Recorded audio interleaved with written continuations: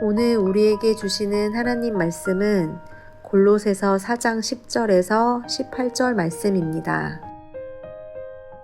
나와 함께 갇힌 아리스다고와 바나바의 생질 마가와 이 마가에 대하여 너희가 명을 받았음에 그가 이르거든 영접하라. 유스도라 하는 예수도 너희에게 문안하느니라. 그들은 할례파이나 이들만은 하나님의 나라를 위하여 함께 역사하는 자들이니 이런 사람들이 나의 위로가 되었느니라. 그리스도 예수의 종인 너희에게서 온 에바브라가 너희에게 문안하느니라. 그가 항상 너희를 위하여 애써 기도하여 너희로 하나님의 모든 뜻 가운데서 완전하고 확신 있게 서기를 구하나니 그가 너희와 라오디게아에 있는 자들과 히에라볼리에 있는 자들을 위하여 많이 수고하는 것을 내가 증언하노라. 사랑을 받는 의사 누가와 또 데마가 너희에게 문안하느니라. 라오디게아에 있는 형제들과 눈바와 그 여자의 집에 있는 교회에 문안하고 이 편지를 너희에게서 읽은 후에 라오디게아인의 교회에서도 읽게 하고 또 라오디게아로부터 오는 편지를 너희도 읽으라. 아키뽀에게 이르기를 주 안에서 받은 직분을 삼가 이루라고 하라. 나 바울은 친필로 문안하노니 내가 매인 것을 생각하라. 은혜가 너희에게 있을지어다.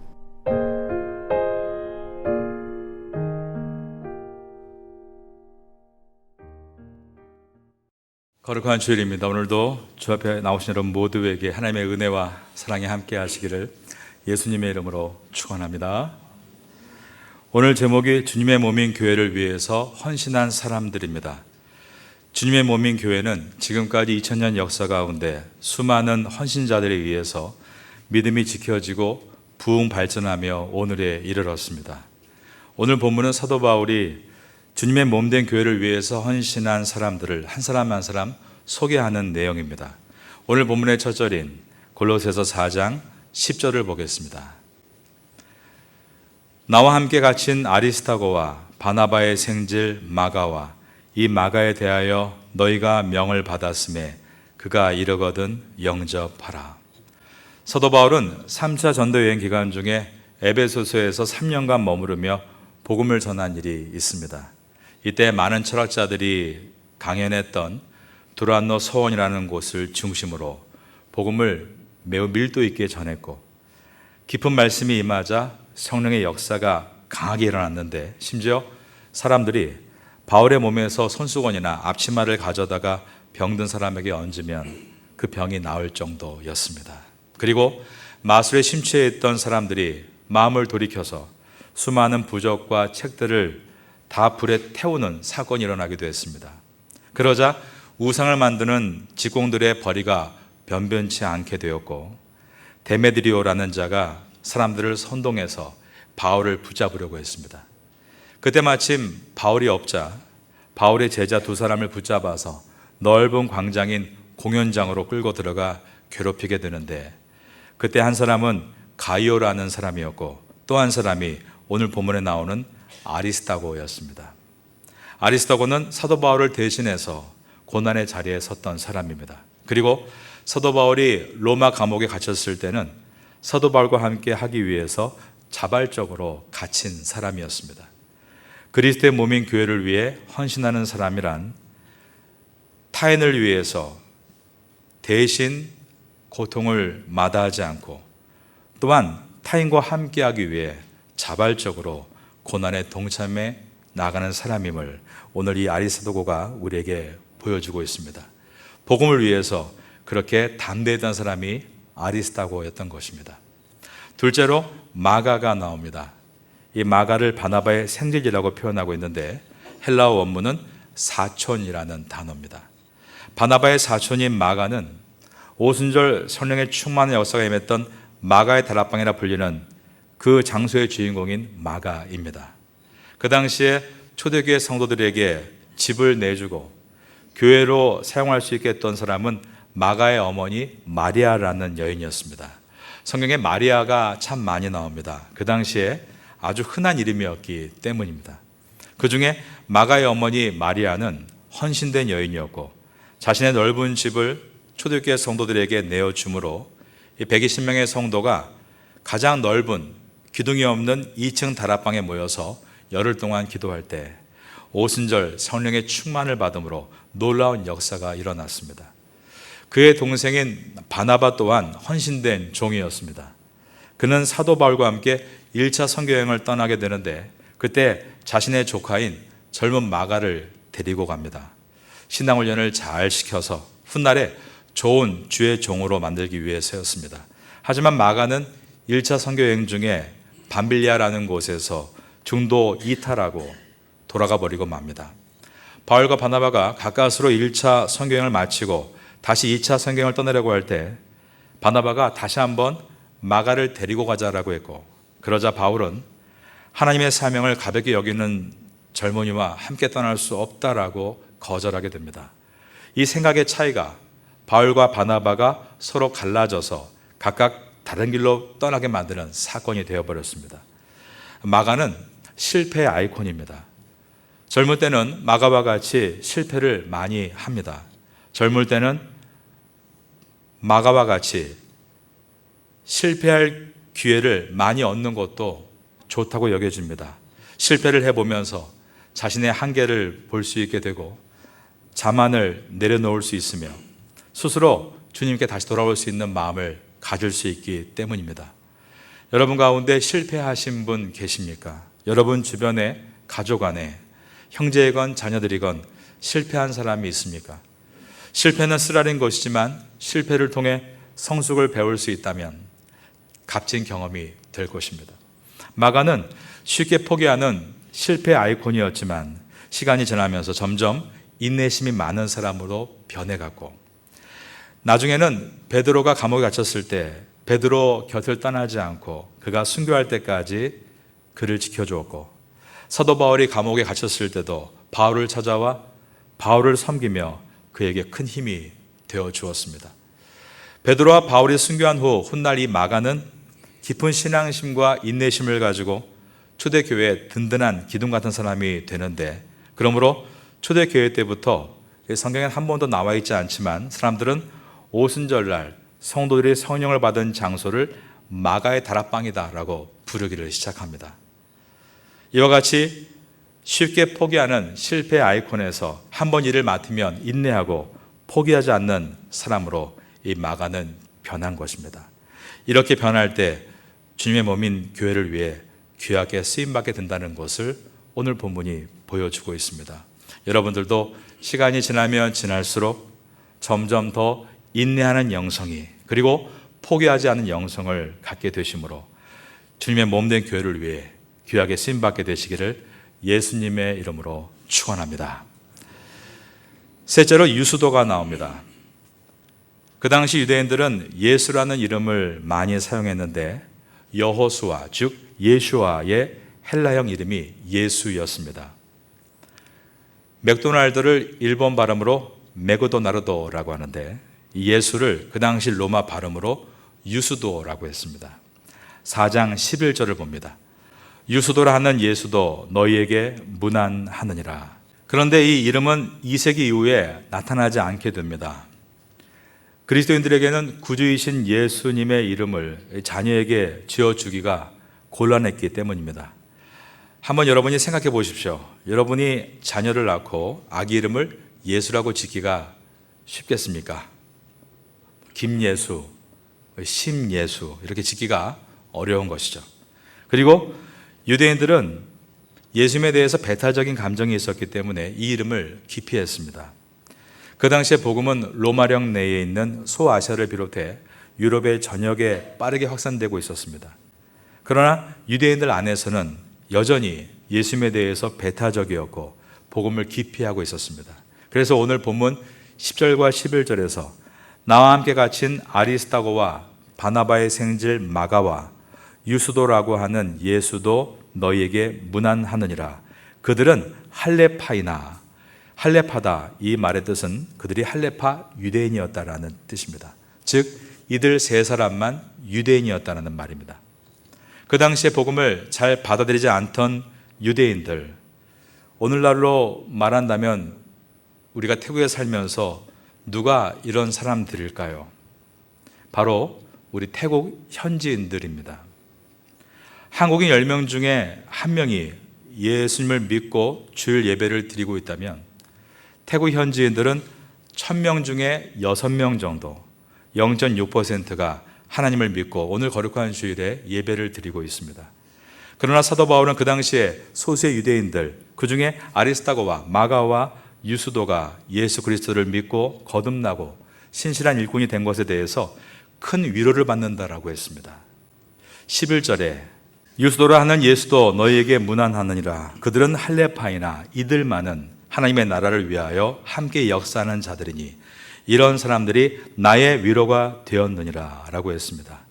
사도 바울은 복음 전도가 어려운 그 적은 유대인 가운데 세 사람이 하나님의 일꾼으로 세워진 것이 나의 위로가 되었다라고 한 것입니다. 전도의 비율로 볼 때 태국 성도 1명은 한국 성도 20명에 해당한다라고 말할 수 있겠습니다. 그래서 태국 성도가 10명이 있다는 뜻은 한국 성도 200명이 있는 것과 같다라고 생각을 해야 합니다. 태국인 한 분이 교회에 와서 예수님의 복음을 듣고 영접하고 신앙에 자라 세례를 받게 되면 한국 성도가 세례를 받는 것도 기뻐한 일이지만 태국 성도가 세례를 받을 때는 20배 더 기뻐해야 마땅한 것입니다. 머지않아 이 태국 땅에 저는 그리스도의 푸르른 계절이 올 것을 기대하고 기도하는 사람입니다. 그러므로 우리 교회를 출석하시는 태국 분들 한 분 한 분을 볼 때 너무나 귀한 마음이 듭니다.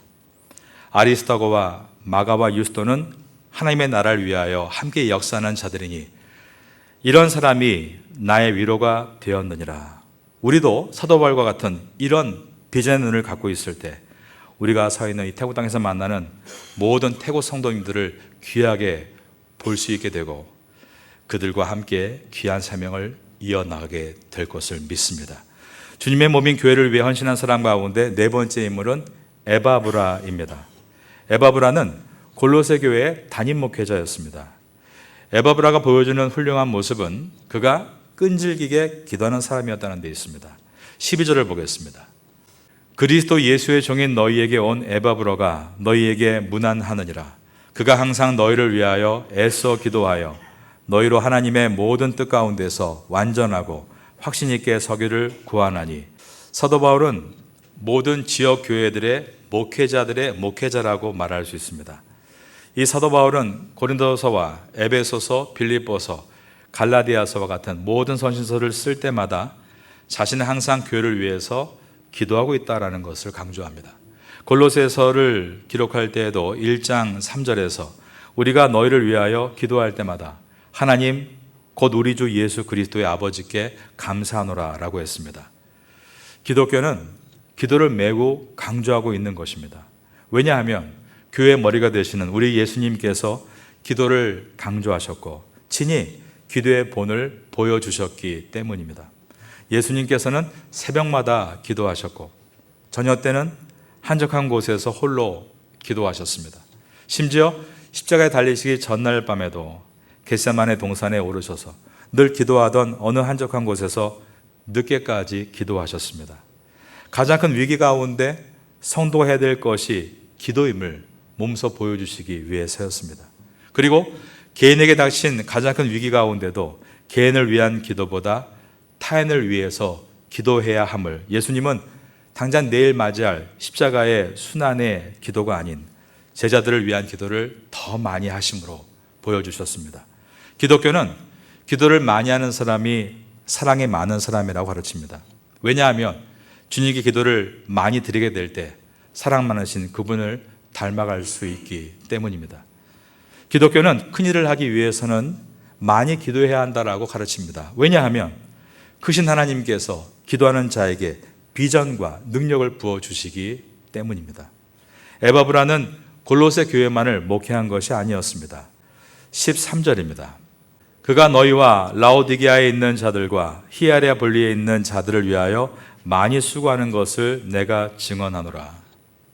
그는 골로새뿐 아니라 라오디게아 교회 그리고 히에라볼리 지역까지 넓게 돌보면서 목회를 하고 있었습니다. 이 모든 것은 에바브라가 기도의 사람이었기 때문에 가능한 일이었습니다. 여러분, 한번 기도를 깊게 많이 해 보십시오.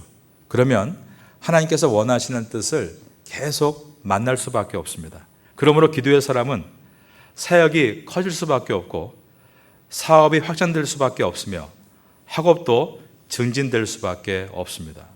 기도 가운데 하나님께서 사업의 비전을 보여주시고 연구를 시작하게 되는 것입니다. 기도 가운데 학업에 대한 비전을 보여주시고 유학도 준비하게 되는 것입니다. 그리고 사업과 학업에 대한 도전이 기도 가운데 주님께로부터 받은 것이기 때문에 하나님께서 개런티 해주시고 위기가 있을 때는 약속의 말씀을 붙들고 그 위기를 이겨낼 수 있는 능력을 얻게 되는 것입니다. 기도 가운데 선교에 대한 확장도 마찬가지 원리입니다.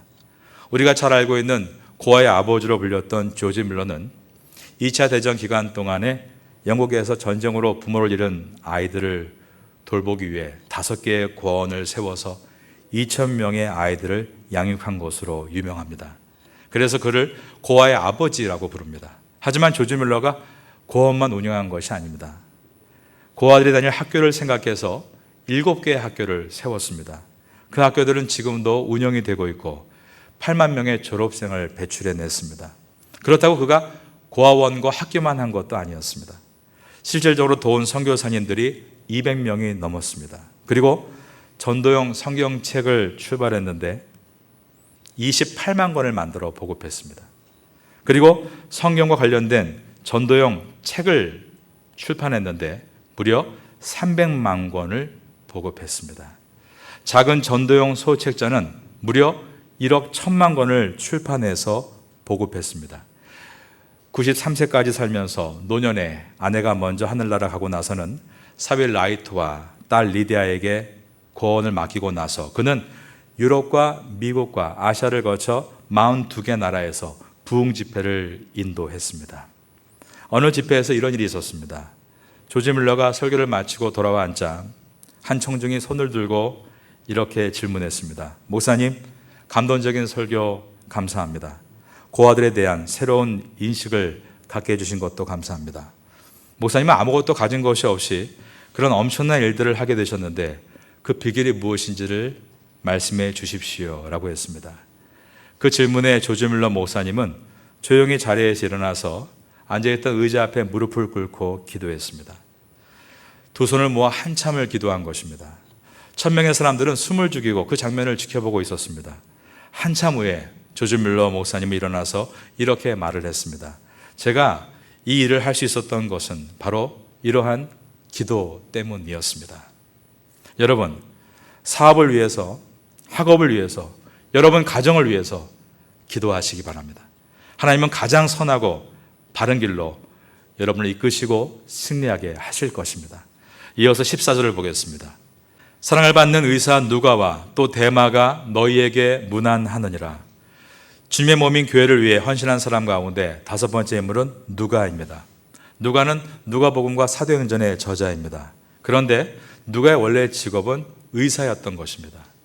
누가는 바울의 투어 기간 동안 바울 곁에서 바울의 병을 돌보는 주치의 역할을 했습니다. 사도 바울은 자신에게 육체에 가시가 있다고 했는데요. 몸이 늘 안 좋은 상태였던 것입니다. 그럼에도 그가 마지막 사명의 여정을 끝까지 완수했는데 그 이유는 누가와 같은 좋은 조력자가 있었기 때문입니다. 주님의 몸인 교회를 위해 헌신하는 사람 가운데는 앞에서 이끄는 불굴의 사람도 있어야 하지만 누가와 같이 뒤에서 묵묵히 조력하는 사람들도 있어야 합니다. 그들은 남의 아픔을 헤아려주고 치료해주고 다시 일어나도록 돕는 사람들이었습니다. 사도 바울은 누가를 가리켜 사랑을 받는 의사라고 표현했습니다.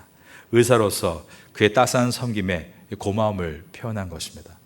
저도 고마운 한 분이 늘 떠오릅니다. 제가 한국에서 대학생 시절에 한창 세상에 빠져 살 때 대학 내의 기독교 동아리 선배였던 한 분이 저의 집까지 찾아와서 성경책과 교재를 펴고 말씀을 가르쳐 준 일이 지금도 기억합니다. 물론 그때의 내용들을 잘 기억나지는 않습니다.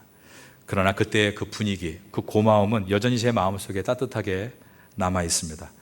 그 덕분에 저의 방황은 오래가지 않았고 다시 제자리로 돌아올 수 있었습니다.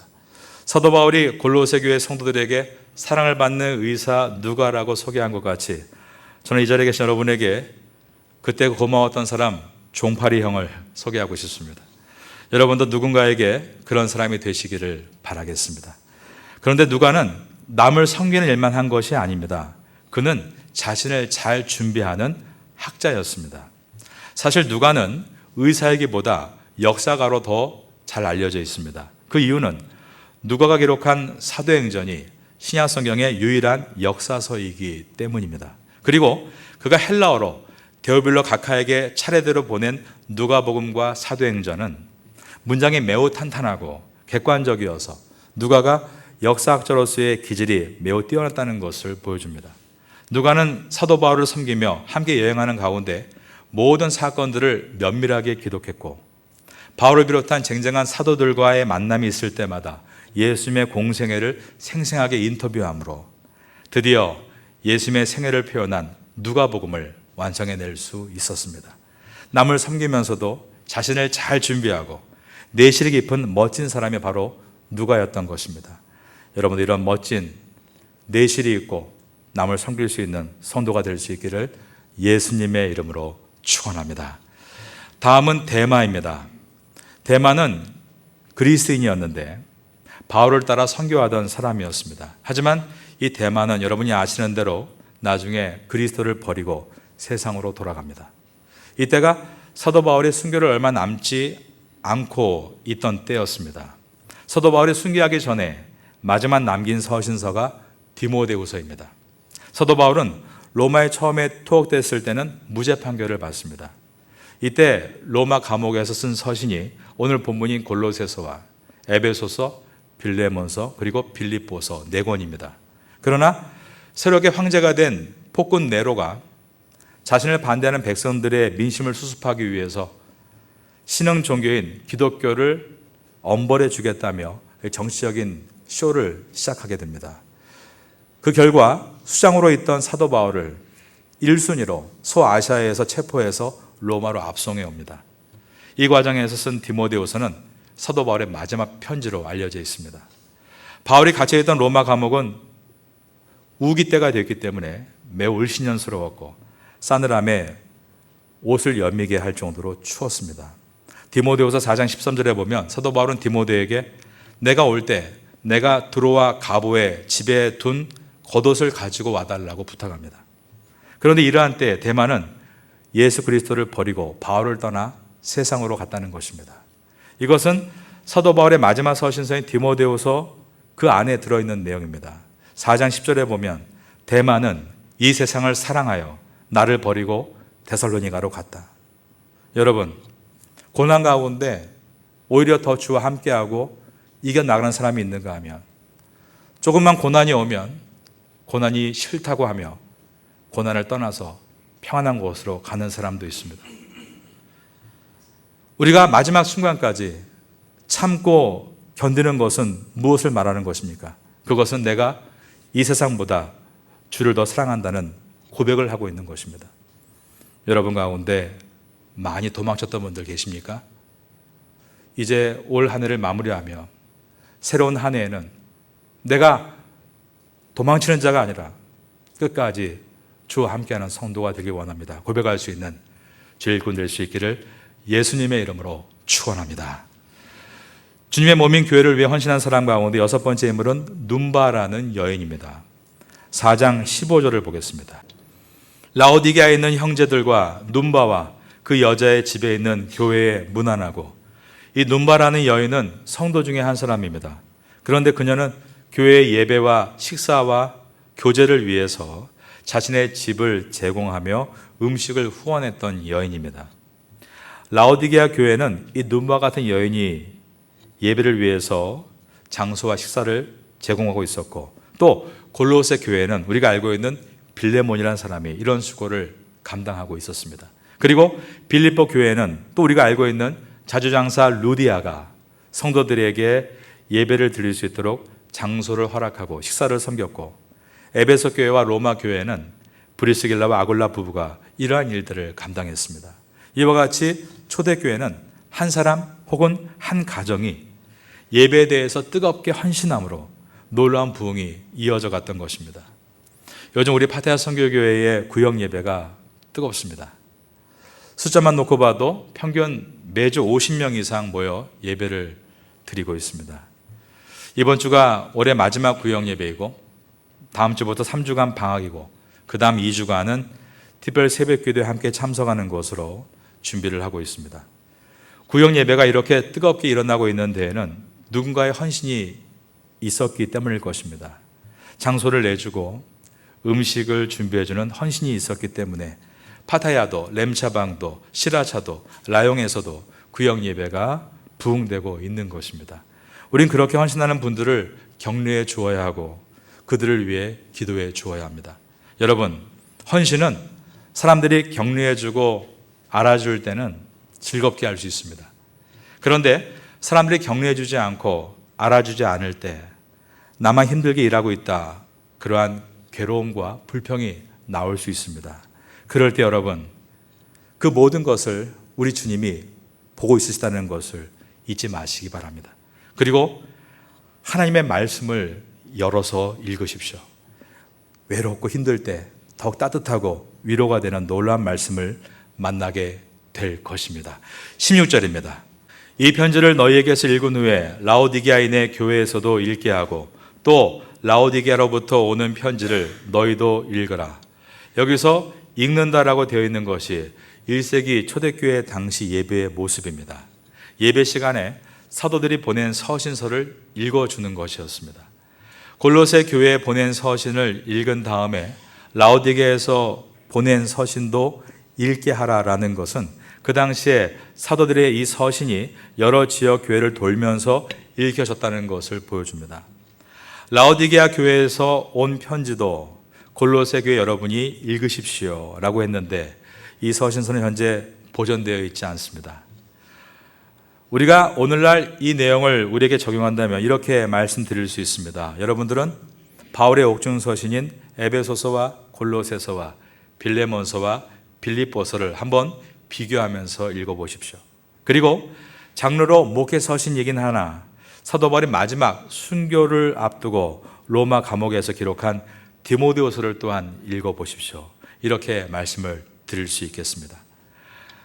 내년에는 우리가 아까 설명드렸던 실패 아이콘이었던 바나바의 조카, 그러나 나중에 포기하지 않는 인내의 신앙인으로 우뚝 서게 된 마가가 기록한 이 마가복음을 강해로 듣게 될 것입니다. 그리고 내년에는 신약 성경 중에 데살로니가 전서와 후서, 베드로 전서와 후서, 그리고 요한계시록 강해를 들으므로 세상 마지막에 우리가 어떠한 모습으로 서야 될 것인가를 또한 배우게 될 것입니다.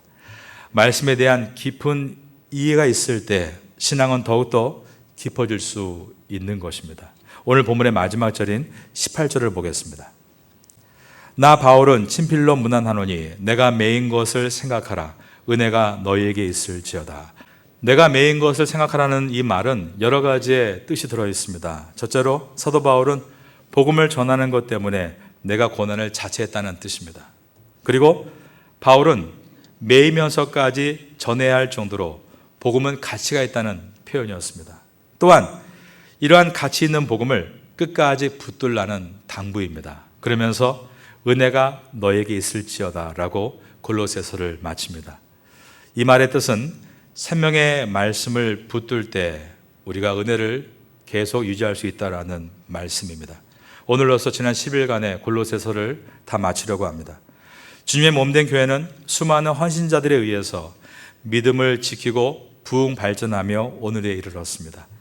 바울을 대신해 고난의 자리에 섰었고 바울과 고난의 자리에 함께하기 위해 감옥에 갇혔던 아리스토와 같은 사람, 포기의 아이콘에서 끝까지 인내하고 따르는 사람이 되었던 마가와 같은 사람, 그리고 복음을 받아들이기 어려운 유대인 가운데 예수 그리스도를 따랐던 이름이 예수였던 유스도라는 사람. 끈질기게 기도함으로 주님의 명령을 따라 골로새뿐 아니라 라오디게아와 히에라볼리까지 사역을 확장해 나아갔던 에바브로와 같은 사람. 그리고 바울의 주치의로서 남의 아픔을 헤아려주고 치료해주고 다시 일어나도록 도와준 조력과 느고와 같은 사람. 마지막으로 라오디게아에서 자신의 집을 예배 처소로 내어주고 식사로 섬겨주었던 여인 눈보와 같은 사람을 통해 기독교는 지금까지 부흥해 왔습니다. 이제 이 땅끝 태국에서 우리는 주님의 나라의 부흥을 위하여 이러한 헌신된 선배들의 메시지를 들으며 우리의 자신을 준비해 보게 됩니다. 그래서 이 태국 땅에 정말 수많은 영혼들이 예수님을 영접하고 파타야가 그리스도를 따르는 문화의 도시가 되고 어느 곳에 있든지 십자가를 자랑하고 찬양할 수 있는 그러한 그리스도의 푸르른 계절이 올 때에 우린 그 안에 오늘 이 믿음의 선배들과 같이 존귀하게 헌신하며 쓰임 받아야 될 줄로 믿습니다. 이러한 비전을 가지고 올 한 해를 마무리하고 2024년 새해를 준비할 수 있는 성도가 될 수 있기를 예수님의 이름으로 축원합니다.